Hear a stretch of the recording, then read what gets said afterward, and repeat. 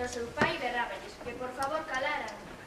As princesas escaparon por un loco que existía e levou esta tabía do tren que vai para Italia. En Italia perderonse e chegaron a Xamaica. Puxéronse ata o cu de bailar reggae na praia. Bailando na praia estaba, cando apareceu o seu pai, cunha vara de apeleiro na man ameazando.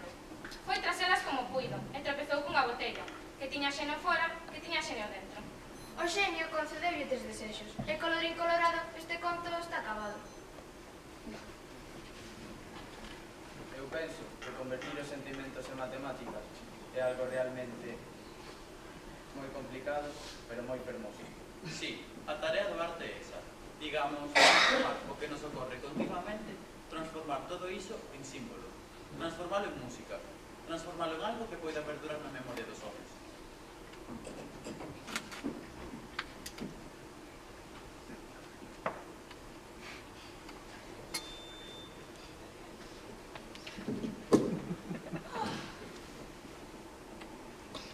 Aquel día choveu tanto, caeu tal cantidade de auga, que as cores de todas as cousas, de todas as plantas, de todos os animais e de todas as persoas se diluíron e desvaneceron.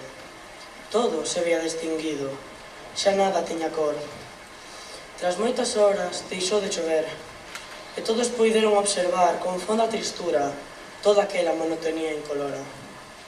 Pero entón, apareceu no ceo un impoñente arco de 7 cores e os homens usaron esas cores para poder volver pintar o mundo.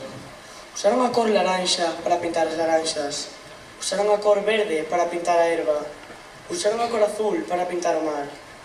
Aquilo non volveu suceder nunca, pero polo sí ou polo non, cada vez que termina de chover, aparece no ceo un fermoso arco de 7 cores, cos que se podería volver pintar o mundo.